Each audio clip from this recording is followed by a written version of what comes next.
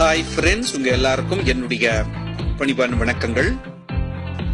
உலகத்துல எந்த popular product வந்தாலும், யூட்டிலிட்டி ப்ராடக்ட் வந்தாலும், மக்களால் அதிகமாக பயன்படுத்துற ஒரு ப்ராடக்ட் வந்தாலும் சைனீஸ்க்கு மூக்குல வேர்த்துரும், இமீடியட்டா டூப்ளிகேட் பண்ணிடுவாங்க.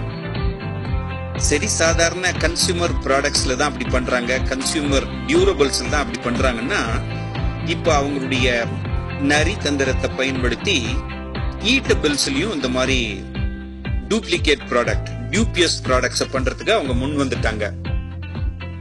வெஜிடபிள்ஸ்ல எல்லா கடைகள்லயும் ரொம்ப ஃபேமஸா இருக்கிற 4-5 ப்ராடக்ட்ஸ்ல இந்த கேபேஜ்னு சொல்ற கோஸும் ஒன்று.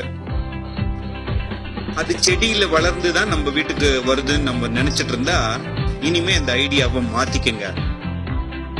சில கெமிக்கல்ஸை பயன்படுத்தி வீட்லயே சின்ன 4 தகர டப்பாவை வச்சு சில ப்ராசஸஸ் பண்ணி உண்மையான செடியில அந்த காயை அறுத்துட்டு வந்தா எப்படி இருக்குமோ அந்த லெவலுக்கு டூப்ளிகேட்டா இவங்க பண்றாங்க. 100 ஒரிஜினல் கோஸோட இது ஒரு 50 காய் வச்சா கடவுள் உள்பட யாராலையுமே கண்டுபிடிக்க முடியாது என்பதுதான் உண்மை. அதை நீங்களே இந்த வீடியோவில் பாருங்க. ஜாகிரதையா இருங்க நண்பர்களே.